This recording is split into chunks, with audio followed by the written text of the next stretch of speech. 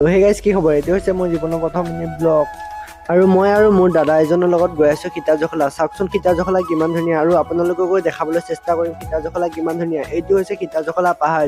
মোৰ এই মন্দিৰটোলৈ নাহা বহুত দিনেই হ'ল দিয়ক। সৰু থাকোতে দেউতাহঁতে লৈ আহিছিলে এই সীতাজখলা মন্দিৰটোলৈ। এইটো হৈছে সীতাজখলা মন্দিৰ, য'ত সেৱা পাঠ কৰা হয় আৰু পূজাও কৰা হয় বাবে। এতিয়া আমি বলকচোন ভিতৰলৈ যাওঁ। প্ৰায় মোৰ এই মন্দিৰটোলৈ নাহা প্ৰায় 4 বছৰ 5 বছৰ মানে হ'ল, কিন্তু ভাল লাগে এতিয়াও মনত আছে। আৰু এনেকেই লগতে অসমত আৰু যিমান আছে এনেকুৱা পৌৰাণিক বস্তু, তো সেইবোৰৰ প্ৰতি সদায় আমাৰ এটা মানে হেৰি থাকিব লাগে আৰু উৎসাহ থাকিব লাগে যে সেইবোৰ সকলোৱে যাতে গম পায়।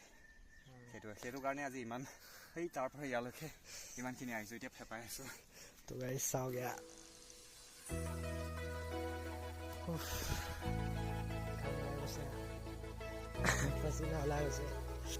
আৰু এনেকৈ পাহাৰত উঠি ইমান ভাগৰ লাগিল, আৰু এই ঘাম চাম